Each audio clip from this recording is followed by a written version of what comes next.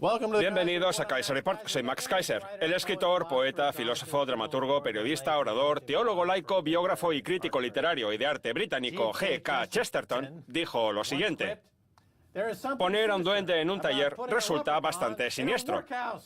El único consuelo es saber que, desde luego, no va a trabajar. ¿Stacy? Sí, los duendes son noticia porque, por supuesto, tenemos que hablar de la etiqueta Apple Tax, es decir, del escándalo de los impuestos de Apple.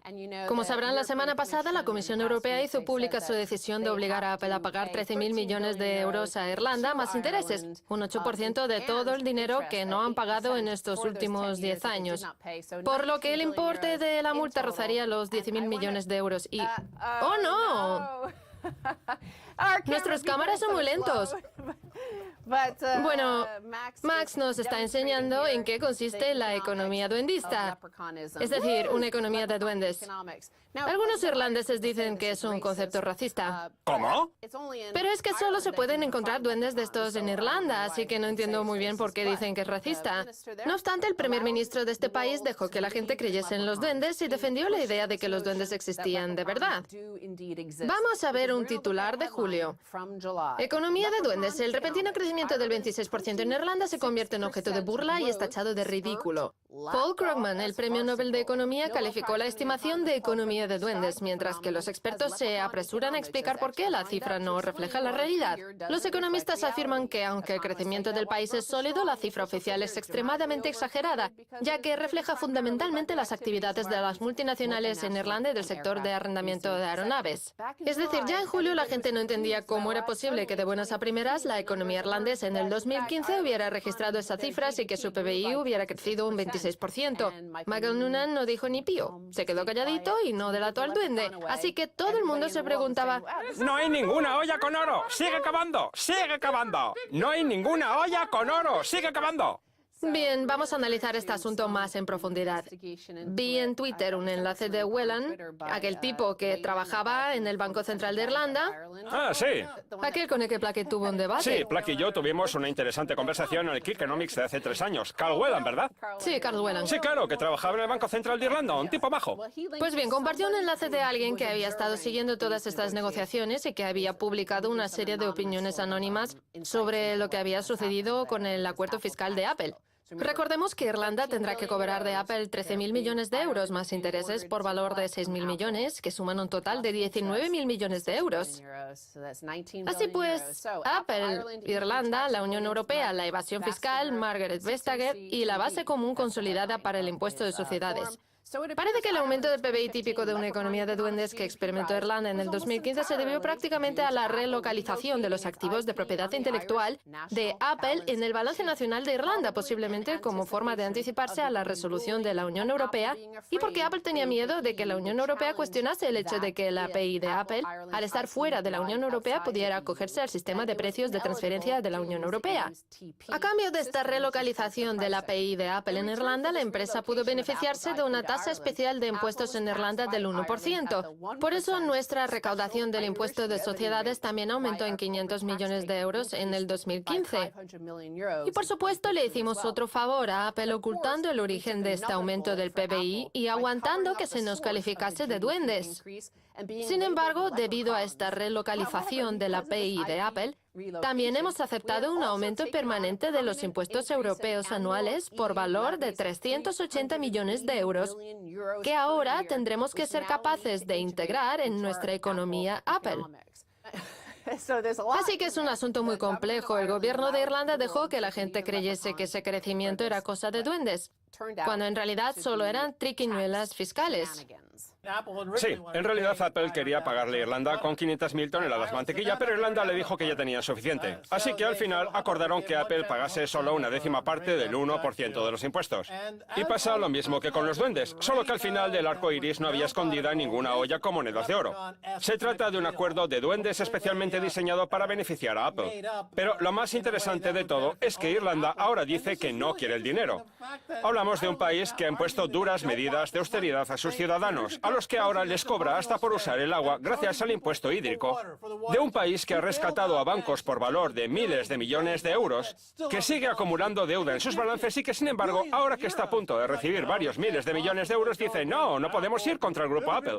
Sería terrible para la economía. Se van a destruir todos esos trabajos con salarios mínimos que hemos heredado.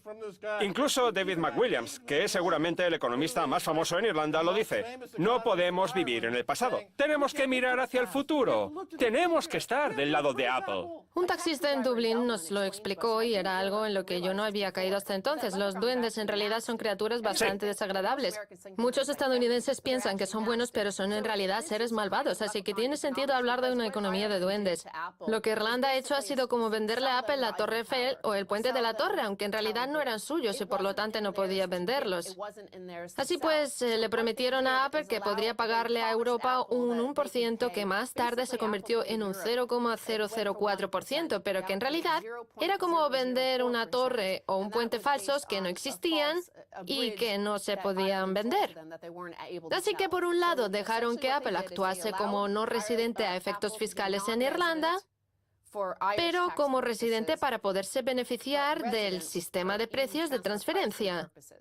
Ahora Apple tendrá que decidir qué quiere ser. Si se declara como empresa no residente en Irlanda, tendría que pagar impuestos a todos esos países europeos, Italia, Francia, Alemania, en los que han vendido productos, ya que se habrían beneficiado del mecanismo de precios de transferencia para enviar todos sus beneficios a Irlanda. Sin embargo, si pagan ese 0,004% de impuestos, que iba desde Irlanda hasta las sociedades en las Islas Caimán y las Islas Vírgenes Británicas, quiere decir que no son irlandeses y que tienen que declararse como no residentes.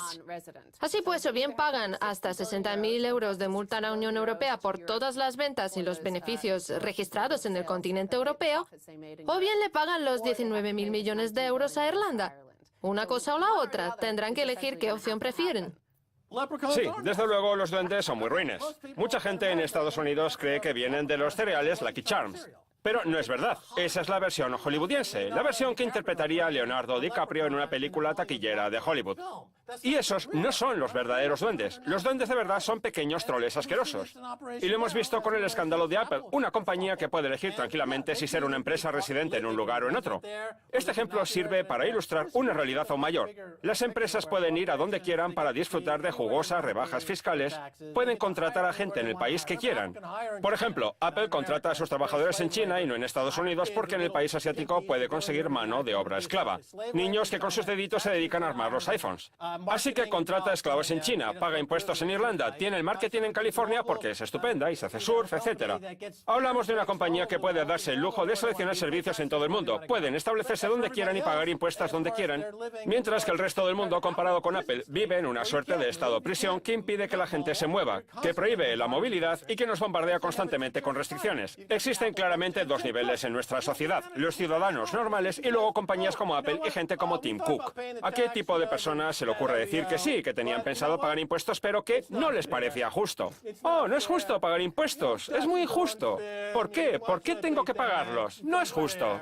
Sí, pero volvamos a la economía de duendes de la que hablábamos y de cómo afecta a los ciudadanos irlandeses. En primer lugar, cualquier empresa del sector tecnológico que compita con Apple ha tenido que pagar una factura fiscal completa. Por otro lado, Apple ni siquiera tiene tienda propia en Irlanda, en la República de Irlanda. Tiene una tienda en Belfast, así que hay que ir hasta allí para comprarle algo a Apple o ir al Genius Bar. De hecho, adoptaron esta medida para evitar cualquier revelación de impuestos en Irlanda y las leyes de este país. Volvemos una vez más a la dicotomía residente-no residente. Por otro lado, están los 380 millones de euros que Irlanda tendría que pagar a la Unión Europea en concepto de impuestos extra y que acabarían sufragando los contribuyentes y ciudadanos irlandeses. El argumento que esgrime Apple y sus directivos es que gracias al gigante tecnológico se han creado 5.500 puestos de trabajo en las sedes de Apple de Cork y Dublín en Irlanda. Sin embargo, el autor de la publicación analiza los detalles de esta contrapartida de la que habla Apple para compensar los 380 millones extra que tendría que pagar Irlanda al año a cambio de la inclusión de 50.000 millones en concepto de activos de propiedad intelectual de Apple en sus cuentas nacionales. Este sería el resultado. La cosa no queda ahí. Apple afirma que tienen contratados a 5.500 trabajadores en Irlanda. No nos olvidemos de que Google sobreestimó considerablemente su mano de obra en Irlanda, pero daremos por buena la cifra. El trato de Noonan con Apple para relocalizar los activos de propiedad industrial, teniendo en cuenta que pagan en torno a un 1% del impuesto de sociedades irlandeses implicaría que los primeros 69.000 euros de salario anual que reciba cada uno de los 5.500 trabajadores de Apple en Irlanda servirían para compensar los 380 millones extra que habría que pagar a la Unión Europea en concepto de gravámenes basados en el nuevo PBI. Todos los ingresos que se registren gracias a estos puestos de trabajo servirán para pagar el gravamen que ahora les corresponde por haber incluido los activos de propiedad intelectual de Apple en la contabilidad nacional. Hablamos de un aumento permanente de 380 millones al año al que no tenían que hacer frente hasta que decidieron dar luz verde a esta economía de duendes y permitir todas estas triquiñuelas. Es peor que Repo 10, 9, como se llame. Sí, el escándalo 109, creo. ¿No te da vergüenza? ¿No sabes lo que es la vergüenza? ¿No tienes nada que decir? Han descubierto que eres todo un evasor fiscal, canalla y sinvergüenza. ¿Es así como quieres que vean a tu gente? ¿Dónde está el oro? Muy bien, eso es justo lo que dice Tim Cook. Sí, pero en esta ocasión no había ninguna olla con oro al final del arco iris y este duende que intenta asustarte ahora ejemplifica a la perfección la historia de Apple. Otro actor bastante curioso en todo este asunto es Estados Unidos. El Tesoro estadounidense también se opone a que Apple pague estos impuestos a Irlanda. El informe de la Comisión Europea, presentado por Margaret Vestager, incluye un párrafo en el que se dice literalmente que, teniendo en cuenta la estructura fiscal de Apple en Irlanda, el gigante tecnológico también habría defraudado al Servicio de Impuestos Internos del Departamento de Tesorería de Estados Unidos, ya que habrían actuado contra su código tributario. Si esta infracción se persigue o no, ya es otro asunto. El caso es que el Tesoro de Estados Unidos también ha condenado la multa y luchará por defender los intereses de Apple. Lo hacen por varios motivos. En primer lugar, porque dicen que solo están investigando a empresas estadounidenses, algo bastante irónico si tenemos en cuenta que Estados Unidos ha aplicado sanciones a varios bancos europeos como Standard Chartered o BNP Paribas en Francia, al que le impuso una multa por valor de 10.000 millones de euros. En segundo lugar, porque quieren que ese dinero vaya a parar al Departamento de Tesorería de Estados Unidos. Quieren el dinero porque piensan que si ellos no obligan a Apple a pagar impuestos, ¿quiénes son los demás para hacerlo? Sí, en realidad el Departamento de Tesorería de Estados Unidos actuó de forma extraña en relación con las obligaciones fiscales de Apple. Es decir, porque no obligaron a Apple ni a devolver ni a repatriar los miles de millones que la empresa tenía en efectivo. No, claro que no. Están adoptando la economía de duendes. Ahora lo que están haciendo es repatriar la deuda de Apple. Están convirtiendo todo este dinero en pasivos de la empresa estadounidense porque no se imponen impuestos de la deuda y bla, bla, bla. Sí, más deuda, más deuda. Vaya duendes, malo. ¿Lo dices? Lo siento por Warren Buffett, que compró acciones de Apple justo antes de que estallara el escándalo. Buen trabajo, Lucky. No se pierde la segunda parte, tenemos mucho más.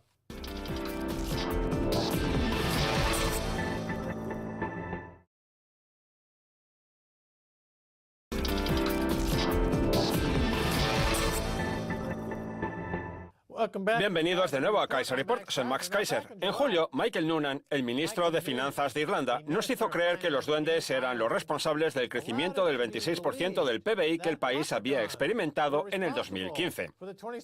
Pues bien, resulta que no fueron los duendes, sino la compañía Apple.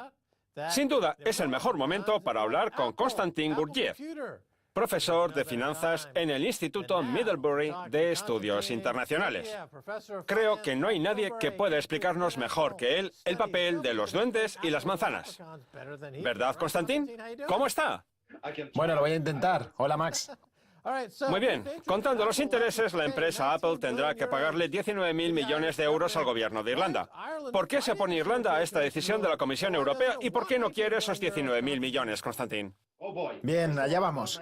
En primer lugar, no son 19, sino 13.000 millones de euros. Esa es la estimación que la Comisión Europea ha realizado hasta ahora teniendo en cuenta los impuestos que Apple no ha pagado desde 2004. El problema es el siguiente. Apple adoptó una estrategia extremadamente agresiva al aprovecharse de los esquemas legales que existían en Irlanda en aquella época para poder eludir sus obligaciones fiscales internacionales. Además, a todo esto se suma la estimación de la tasa impositiva real que han pagado frente a lo que no han pagado. La Comisión Europea concluye en su informe que en el 2015 Apple solo pagó una tasa efectiva del impuesto de sociedades del 0,005%. Este tipo solo se aplicó en una subsidiaria irlandesa de Apple, Apple Sales International, pero si analizamos todas las operaciones de Apple en el mundo y nos fijamos en los beneficios contables fuera de Estados Unidos, veremos que el tipo efectivo de toda la compañía está por encima del 4,5%. Esto no es nuevo. El subcomité del Congreso conocía esta información desde hace años y ya sabía lo que pasaba. Ahora Irlanda se ha convertido en el país más propicio para la evasión fiscal de Apple. Lo cierto es que no hay nada ilegal en todo esto. No hay nada cuestionable en cuanto a lo que no sabíamos o Michael Noonan no sabía. Pero según la Comisión Europea, este otoño Irlanda tendrá que recibir mínimo 13.000 millones de euros. Una cantidad que podría ser mayor si Irlanda quisiese. Pero el problema es que no quieren aceptar este dinero por una serie de razones. La primera es la razón alegada por la propia Irlanda. Si el país aplicase la tasa básica del impuesto de sociedades del 12,5% a estas empresas, las multinacionales harían las maletas y se irían a cualquier otro sitio. No sabemos dónde, pero el gobierno tiene miedo de que eso suceda. También existe otro motivo del que no han hablado y que es la verdadera razón por la que no quieren ese dinero. No lo quieren porque si lo aceptaran, estarían confirmando que tanto Apple como el resto de multinacionales han evadido impuestos y que ellos mismos como país se han convertido en un gran domicilio para la evasión fiscal en el escenario de la optimación de impuestos a la altura de paraísos como las Bahamas o Bermudas. Y ese es el verdadero quid de la cuestión. Si Irlanda admite que Apple ha pagado unos impuestos mucho más bajos de lo debido y que se ha aprovechado de los protocolos de evasión de impuestos del país, como el doble irlandés con el sándwich holandés o la caja de desarrollo del conocimiento que presentaron recientemente, etc., se convertirá en una presa fácil para el resto de países que la señalarán y la culparán de los desequilibrios en sus ingresos fiscales. De acuerdo. Entonces Irlanda ya contaba con una tasa impositiva bastante baja, del 12,5%, y el resto de países ya la señalaban con el dedo porque, mientras el país aplicaba un régimen fiscal demasiado favorable, pedía que el resto de países subvencionasen su economía, algo injusto a ojos de muchos. Además, el gobierno de Irlanda llegó a un acuerdo especial con el gigante tecnológico, un acuerdo del que nadie supo nada y que se podía catalogar de acuerdo bajo cuerda. El propio director general de Apple, Tim Cook, cuando lo presionaron un poco, llegó a decir que, bueno, lo de los impuestos me lo voy a pensar, pero creo que no es justo tener que pagar impuestos.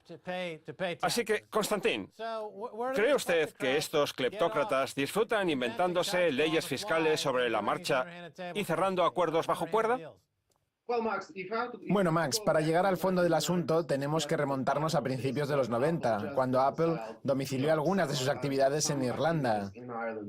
En aquel entonces Apple operaba bajo la legislación irlandesa que ya había introducido importantes excepciones fiscales para las empresas multinacionales que se habían implantado en el país. De hecho, Irlanda no tenía una tasa impositiva del 12,5% por aquel entonces, sino del 0% en las exportaciones o los bienes manufacturados y además contaba con otros protocolos. No me malinterprete, todo esto era legal y Apple llegó a diversos acuerdos con Irlanda dentro del marco jurídico del país. El problema no son todos estos acuerdos, sino que en los años siguientes, tras la normalización del régimen fiscal irlandés y el establecimiento de la generosa tasa impositiva de sociedades del 12,5%, Apple siguió beneficiándose de los acuerdos que se habían celebrado años atrás e Irlanda no eliminó estos vacíos legales. El asunto que la Comisión Europea ha puesto de relieve es muy similar al que destapó un subcomité del Senado estadounidense en el 2013, cuando acusó a Irlanda de haber creado una estructura fiscal especial para aquellas empresas que se establecieran en el país, no con fines comerciales, operacionales o de inversión estratégica, sino como una forma de reducir la exposición de estas empresas a los impuestos internacionales. Si nos fijamos, por ejemplo, en el informe anual de Apple en el 2015, un informe firmado por el mismo Tim Cook, veremos cómo Apple declaró unos beneficios antes de impuestos en el extranjero por valor de 33.600 millones de dólares, para los que Apple realizó una provisión de impuestos en el extranjero de 1.500 millones de dólares. Son solo provisiones, no equivalen al importe abonado. A estos ingresos se le aplicó una tasa efectiva impositiva del 4,5% aplicable a todas las operaciones de Apple fuera de Estados Unidos. Pero el problema aquí no son los impuestos que la empresa ha pagado, ni la provisión de impuestos a pagar, sino los impuestos que no se pagan. Si nos fijamos en el informe del 2015, veremos que los ingresos de Apple no solo son aquellos que registran fuera de Estados Unidos, sino que, y cito literalmente, básicamente todas las ganancias internacionales no distribuidas de la empresa se generaron en subsidiarias organizadas en Irlanda. ¿De qué cantidad estamos hablando? Pues bien, vuelvo a citar. Se trata de un total de 91.500 millones de dólares en el 2015 y, sigo citando, la cantidad de pasivos por impuestos diferidos acumulados relativa a estas diferencias se estima en 30.000 millones de dólares. Dicho de otra manera, Apple no pagó 30.000 millones de dólares en impuestos a Estados Unidos de los 91.500 millones de dólares que representaban las ganancias fuera de Estados Unidos, porque fueron capaces de desviar estos ingresos y mantenerlos fuera del país, evitando que llegasen a tocar territorio estadounidense y utilizando las ventajas fiscales de sus subsidiarias irlandesas. Déjeme que le pregunte algo. El gobierno irlandés dice que es un asunto de soberanía. ¿Cree que Irlanda va a salir de la Unión Europea, Constantin? No tiene que ver con la soberanía ni con las tasas impositivas como tal. Nos han querido vender una realidad muy distinta. La malvada gran Unión Europea persiguiendo a la pequeña e indefensa Irlanda por su régimen fiscal. No es cierto.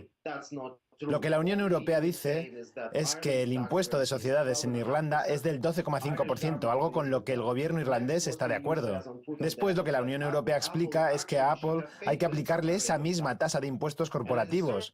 No están imponiendo un nuevo régimen fiscal en Irlanda, pero desde luego nunca se había visto algo así. Para que las empresas que operan en la Unión Europea o en cualquier otro país puedan competir en igualdad de condiciones, es necesario que todas las compañías en Irlanda tengan la misma tasa de impuesto de sociedades, que es el régimen fiscal que la Unión Europea está intentando proteger. Así que no es un asunto relacionado con la soberanía fiscal de Irlanda, sino relacionado con el respeto a las normas de la Unión Europea que Irlanda tendrá que acatar si quiere formar parte del mercado europeo. ¿Puede Irlanda abandonar la Unión Europea? Pues lo dudo mucho. No creo que el gobierno actual ni ningún gobierno anterior fuesen capaces de dirigir el país fuera de la Unión Europea en las condiciones actuales, aunque ese es ya otro asunto totalmente distinto. Sí, permítame que le interrumpa. Es increíble porque llevamos años hablando del rescate de los bancos irlandeses por parte del gobierno. Y ahora ese mismo gobierno que respaldó todos los depósitos, que saldó todos los préstamos no garantizados, aunque no tenía por qué hacerlo, y que impone duras medidas de austeridad a sus ciudadanos, hasta han creado un impuesto del agua, decide que no quieren aceptar miles de millones de dólares que se le deben en concepto de impuestos. ¿Cómo se puede cuadrar el círculo? ¿Qué sentido tiene? No tiene ningún sentido. Volvamos al argumento de la soberanía del que me hablaba. Si Irlanda reclama mayor soberanía, aunque solo sea en materia de impuestos, también debería aplicarla en el resto de áreas, como en el pago a los titulares de bonos. Hablamos de titulares de bonos privados a los que el gobierno ofreció una provisión completa a expensas de los contribuyentes irlandeses. ¿Qué pasaba con la soberanía de Irlanda entonces? Tenemos que recordar algo. Tanto el gobierno actual y los gobiernos anteriores, así como todos los partidos de la oposición, a excepción quizá de uno en toda la historia de Irlanda, han votado una y otra vez que sí a todos los referéndums o tratados planteados por la Unión Europea en los que había algún tipo de cesión de la soberanía. Todos, derecha, centro e izquierda, han defendido y respaldado todos esos tratados que ahora, según ellos, amenazan en parte la soberanía del país. Irlanda incluyó 50.000 millones de euros en concepto de activos de propiedad intelectual de Apple en sus cuentas para que el gigante tecnológico pareciese una empresa residente en la Unión Europea. Sin embargo, ahora Irlanda tiene que hacer frente a un aumento de 380 millones de euros al año en impuestos extra. ¿Se compensa ese aumento con los 5.500 puestos de trabajo de Apple en Irlanda? El problema no son esos 5.500 puestos de trabajo, Max, sino ese sistema de subvenciones a largo plazo por parte de las empresas multinacionales a Irlanda como pago por servir de plataforma para sus agresivos protocolos de optimización fiscal. Ya lo vimos en el pasado con Holanda y ahora estamos viendo cómo estas prácticas pasadas le están haciendo mucho daño a la reputación de Irlanda, que está intentando desesperadamente reformar su sistema fiscal. Por ejemplo, ya se ha acabado con el famoso doble irlandés con el sándwich holandés. Ese vacío legal que permitía que las empresas como Apple enviasen sus ganancias a empresas registradas en Irlanda, pero que no eran residentes fiscales en ningún país del mundo. Las nuevas empresas ya no han podido beneficiarse de este sistema que se ha ido eliminando poco a poco. Es un mérito que tenemos que reconocerle al gobierno irlandés, consciente de toda la presión. Es cierto que ahora que las presiones vienen de fuera por parte de Estados Unidos, del G20 y de la Unión Europea, es otra historia. No obstante, las cifras son increíbles. Usted ya nos ha dado algunas, permítame que yo le dé algunas más. Foxconn, el principal proveedor de Apple y el tercer fabricante de dispositivos tecnológicos en todo el mundo, registró en el 2015 unas ventas en Irlanda por valor de $8.611 per cápita en un año. Es decir, en términos básicos, y según Foxconn, los consumidores irlandeses compran cada año el equivalente a 12 iPhones por persona, incluyendo mujeres, hombres, niños, recién nacidos y ancianos moribundos del país. Constantín, tenemos que dejarlo aquí. Nos quedan muchos asuntos pendientes, así que a lo mejor retomamos el tema. Muchas gracias por estar en Kaiser Report. Gracias, Max. Muy bien, esto es todo por hoy en Kaiser Report. Somos Max Kaiser, este es Herbert. Quiero dar las gracias a nuestro invitado, Constantin Gurgiev. Si quieren contactar con nosotros, escríbanos un tweet a Kaiser Report. También pueden seguir a Constantin en @GTCost. Hasta la próxima. Adiós.